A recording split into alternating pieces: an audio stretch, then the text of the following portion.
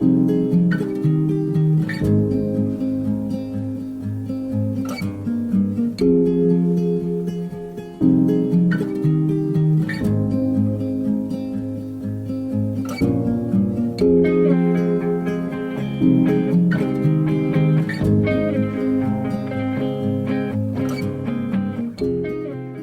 name is Patrick L. Henry, and my series, Another View, Untold Stories, was an evolutionary series that I had always wanted to do a body of work that kind of revealed the essence of the African American experience through a group of vintage photos that I was given guardianship of. And it was through these photos that I started seeing how African Americans really assimilated into the American fabric after the Civil War and the freedom of the slaves, to see how they assimilated into American society and really started doing well for themselves.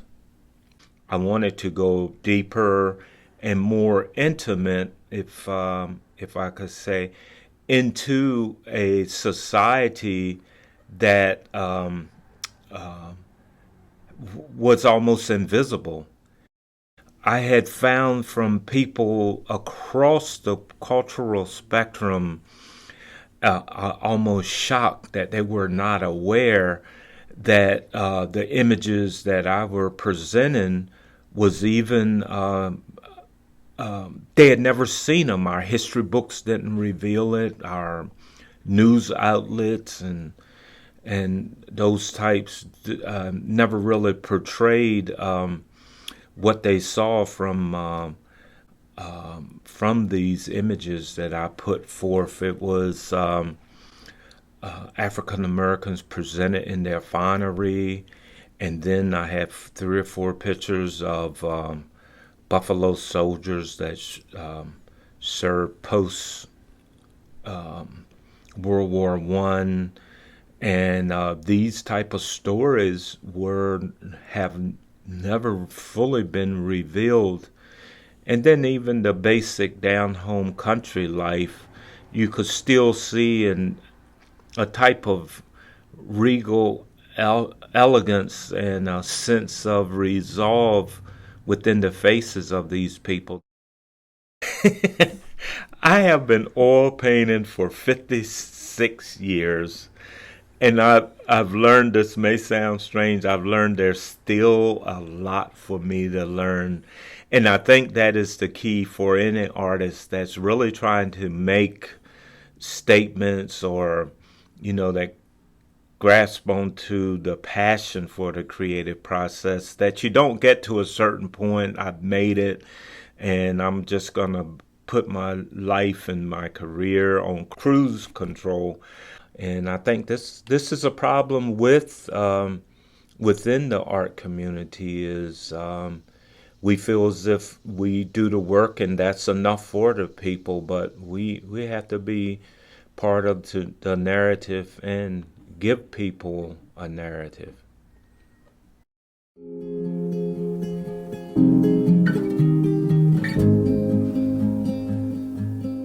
And this is Easter Sunday morning, and what I wanted to portray here is sort of a idyllic remembrance of those days where Easter Sunday was such a huge event within the small country church community here on the Eastern Shore.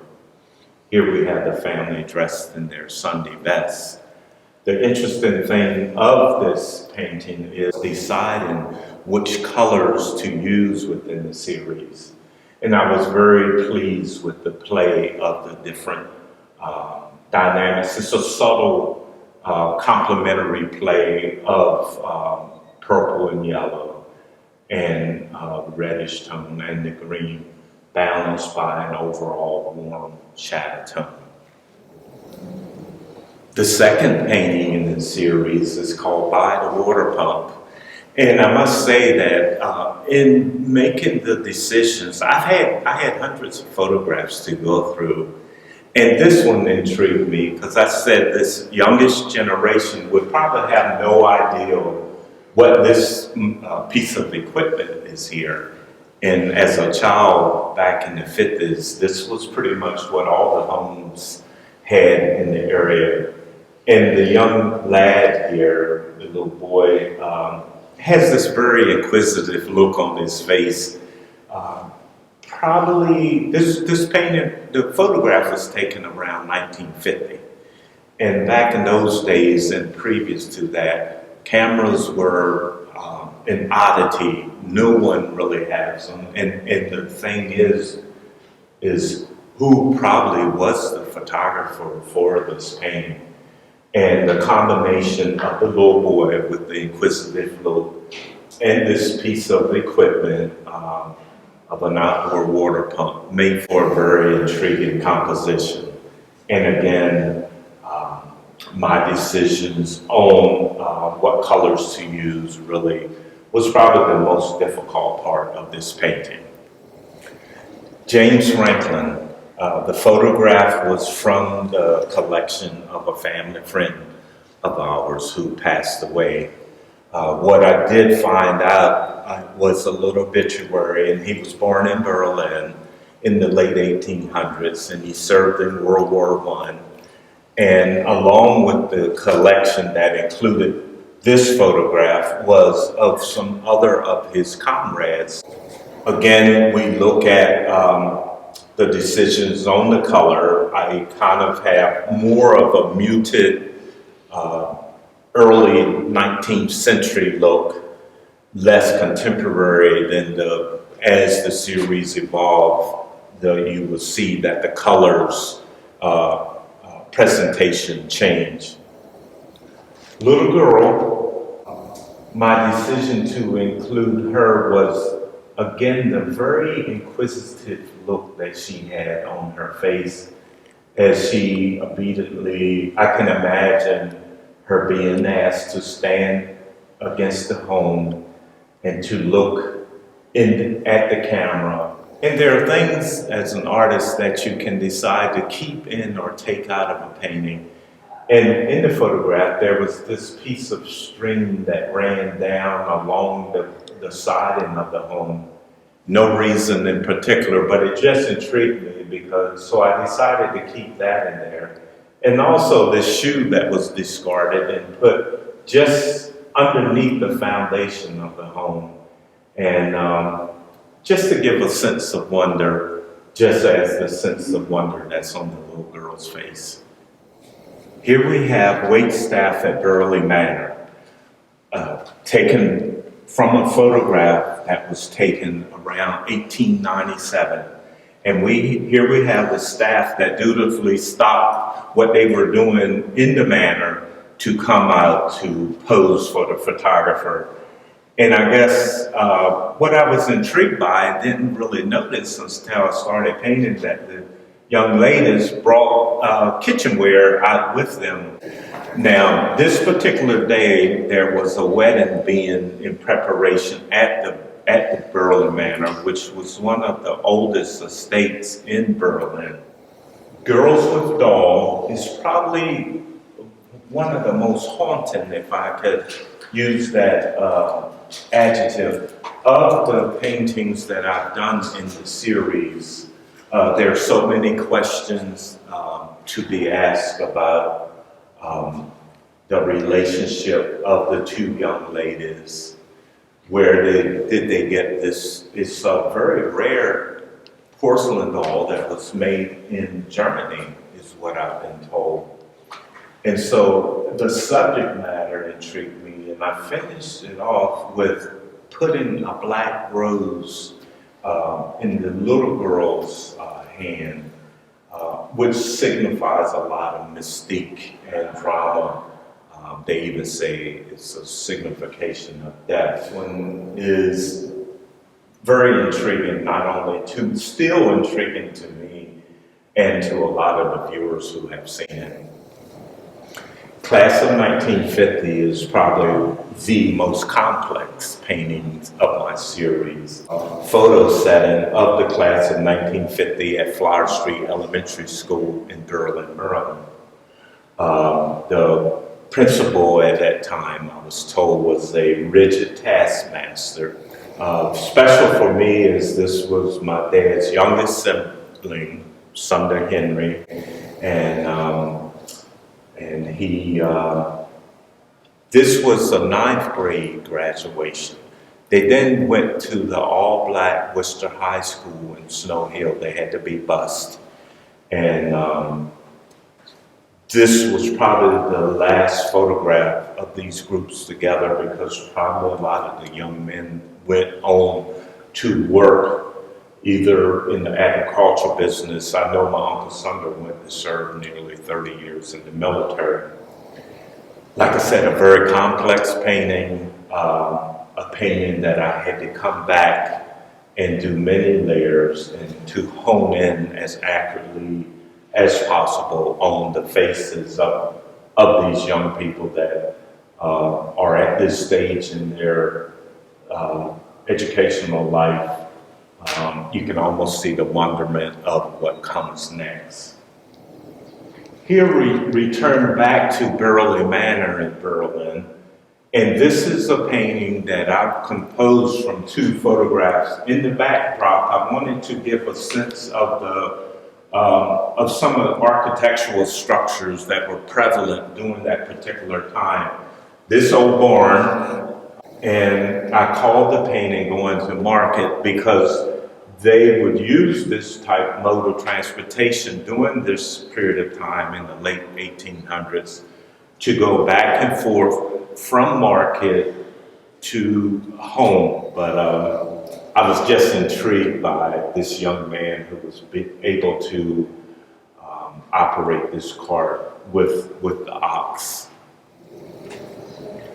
Workers at Burley Manor, another complex painting with a lot of people set it in period clothing. And again, as with Waitstaff of Burley Manor, I could not help but wonder what was on these people's mind as this photographer asked them to stop in their duties to have this pose taken, which we now are very grateful for, because you have people in various period clothing, and I intentionally included a little bit of the outbuildings that were prevalent there at the manor. Memorial Day Parade. This photograph is one of the most recent photographs, and I would think it was around 1958. It was given to me from my father-in-law, Mr. John Dale Smack, who served in the Air Force in Germany in 1952 to 1956. Memorial Day Parade on Flower Street is one of the biggest events in that community. It used to span from Flower Street, going through the town of Berlin, stopping at different cemeteries to give homage to fallen veterans. And I wanted to, in particular, include the American flag, which is very symbolic of the patriotism that these young African-American soldiers had, that sometimes I feel isn't uplifted enough within our society. Reverend Coburn and family. Here we have Reverend Coburn and his wife and his two daughters. And what really interests me about this photograph was how Reverend Coburn and his wife is looking directly at the viewer, but his two daughters are faced kind of side to, looking away. And I don't know if that was a request of the photographer, if it was something that was very indicative of that period. I was so intrigued by his face, and I could just imagine him to be one of those type of fire and brimstone preachers, very prevalent of what we see. And I enveloped the whole picture in this warm kind of soft golden yellow patina that's prevalent all around to extend the sense of welcome within the portraits I've done here. This is interesting group of soldiers was from a picture taken around 1926. These were Buffalo Soldiers, which was an African-American unit that really started up after the Civil War. And like I said, this photograph was taken just a little bit after World War I. Doughboy was a term given generally to American soldiers, and it's a lot of legend about the reason why. And I decided to give these gentlemen this title because they would have been part of that same U.S. Army that the title Doughboy was given to. And here we have Viola. Viola was from my wife's Aunt Maud collection, and we found out that she is a relative of my wife. Viola Shao is her name, and what the major gist of this painting was my desire to reveal another aspect of beauty. In our culture, we are bombarded with what is beauty. And with Viola, we see a very simplistic portrait here of a woman void of makeup, hair split in the middle, and very little hair lotions or anything included in it. And a very simple, elegant white dress, standing in the front yard of probably what is her home. And I was just so intrigued and taken by this portrait and wanted to exude that kind of regal presence and thought about her ancestry and where her forebears came from. Cover girl. The photograph that I use as a reference was taken around 1950. And I was taken by how the photographer posed this young lady. And I was taken back that a beautiful young lady like this would not have the opportunity to be featured on the cover of the major magazines of that time, Bazaar or Vogue. And I wanted to portray her to give her that 15 seconds of fame where she exemplifies that young lady who is featured in those magazines. And this is one that didn't get the opportunity, wouldn't be given the opportunity to be put in such a setting. Swinging. The photograph that I use as a reference for Swinging was included in the group of photographs from the Burley Manor series. This portrait here of this grinning, happy-go-lucky little girl is so different from a lot of the other portraits you would see in my series. Most of the people are staring at the camera, very stoic. And I wanted to put the setting in a happy type of setting with this sort of warm aqua type of green. But she is so exemplary of the youthful blissfulness that we find in so many young people. And I wanted to capture that moment, and I was pleased with the way it came together. Willie and his Buick, here we have a period image of you can tell, a successful entrepreneur. By the time I got to this painting, I was starting to understand more and feel more comfortable of color relationships. There's little subtle splashes of orangish yellow in the chrome, and this lime green was prevalent through some of the chrome that I included. So it was a transition of colors, some of the purples in the background. And I started feeling the influence from my studies of artists that were previous to me, whose work I really admired Jacob Lawrence from the Harlem Renaissance era, who really did beautiful color plane paintings. Mary White, a watercolorist from Charleston, South Carolina. Of course, Vincent Van Gogh, who is one of my all-time favorites. And then last but not least was the color palette of Amy Sherrill, who's greatly known for her portrait of Michelle Obama. And those palettes were starting to spin around in my head. I kind of opened up a little bit more. Here we have squirrels in a tree. The photograph, I believe, was given to me by Miss Grace Purnell, who attended Flower Street Elementary School.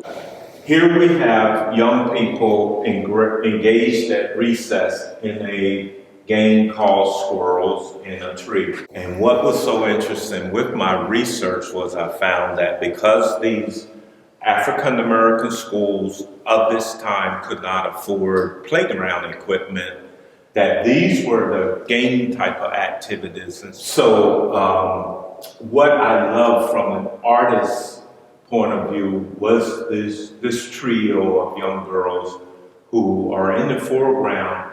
And you can take, a lot of my paintings are about angles, so you could take an angle to the right, or you can take an angle to the left, but they seem to be the center point that spreads out and made for a very effective painting for me. Workers in Ocean City. Here we have another painting that kind of separates from the norm, in which we have smiling faces, which again, earlier in some of the paintings in my series was not prevalent. I was asked by someone the use of purples in my paintings, and you will see that thread going throughout a lot of my paintings, that in the shadow tones I do use variations of purple as the darker paintings. But one thing that I didn't use a lot in my painting were blues. And I decided from this black and white photograph that I would envelop the workers in shades of blue. This building is a hotel in Ocean City. Back in the 40s and 50s, African Americans were mostly the staff at hotels as kitchen help, as waitresses, as waiters, and housekeeping.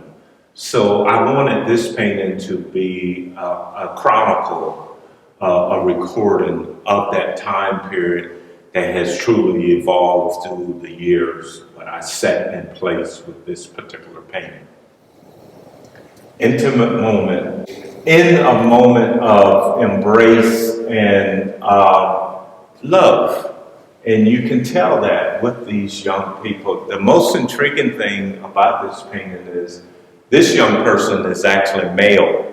And during that period of time, that up until the age of 5, in most formal settings, that the males were also clothed in a gown type of outfit. And that was very intriguing. I am again taken by the body language and the faces. But you can see these two young people, this young man and this young lady, children, are comfortable in this warm embrace of these two people that worked on the grounds there at Burley Manor in the late 1800s. So much of the narrative that we're given about the African American journey is about the working class. In Mary Guy, we see bourgeois, I would call, African American young lady. I would think the period clothing would put her in the late 1800s. But it's obvious that she is from a family of substance with the outfit she has, and even with the elegant chair that she's in. And I wanted to capture this in this painting, uplifting the whole environment with contrast and complementing this purple outfit she's wearing and with this golden yellow background. And you can tell a simplistic beauty within her eyes that I try to capture in this painting. Buffalo Soldier. The background lets me feel as if he was at a fort or a camp, not sure yet where, but what we are sure of is the emblem with the buffalo signifies that he is another member with the previous soldier paintings I've done of the noted unit called the Buffalo Soldiers. That term, legend has, was given to African American soldiers back during the Indian Wars by Indians because their skin tones resembled the hide of the buffalo. Again, I wanted to portray him in a setting befitting the service that he gave to our country as a U.S. Army soldier. Girl on Yellow Plymouth. This is the second of a pose like this. The first one was Cover Girl. And the contrast as an artist that I wanted to portray was the dynamics between the complementaries of yellow and blue, and then the red and some of the greenish tones. Very exemplary of the late 1940s, early 1950s with the bobby socks and the skirt and the sweaters. And I can envision this being the beginning of that sock hop type of genre where Little Richard and Elvis Presley was starting to get uplifted. Very Americana, but in another vein with, again, an untold story of this young African-American girl who's not afforded the opportunity to be portrayed in a major magazine, but has her moment in the sun with this setting here. And I'm so glad that I was able to record it for history. Here we return in Newark Gothic to a more stoic presentation as far as portraits. The faces of these people kind of reminded me of that famous painting that was done by Grant Wood called American Gothic, where it was a farmer and his wife with a pitchfork standing, staring out at the viewer with the farmhouse in the background. And here we have this country family from the little town of Newark, south of Burley, and an old farm truck posed. Again, I can't help but wonder what was on their minds of this person with this contraption in his hand asking us to pose here for what? For a picture. What is that? But again, I was exploring the relationships of the complementary colors to each other, the green with the red and the blue and the orange. And I wanted, even though a simplistic country type setting, I wanted just a tad bit of excitement to the visual eye of the clothing of that time period. Here we go again with the depiction of one of our military heroes, and I called the painting G.I. John. American soldiers during World War II was given the name G.I. Joe, and G.I. Joe was a pseudonym for government issue, and a continuation of me experimenting with the color presence of my paintings. I decided to put it in the backdrop in a simplistic, warm red color to kind of complement the greens that you will see in his helmet and in his fatigues. I can imagine maybe about an 18, 19-year-old being pulled from the country and being prepared to go and fight a war so alien from the environment that he grew up.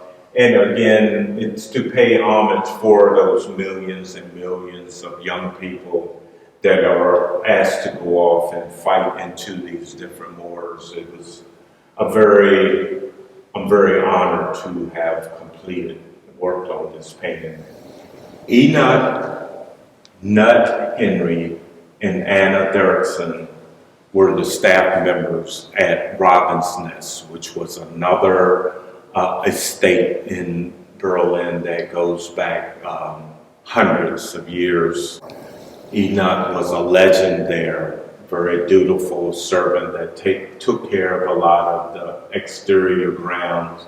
And I was told that Anna Derrickson worked within the house. Another painting that I utilized 2 different photographs using the Robin's Nest as the backdrop, and Enoch and Anna in the foreground. It's kind of a story of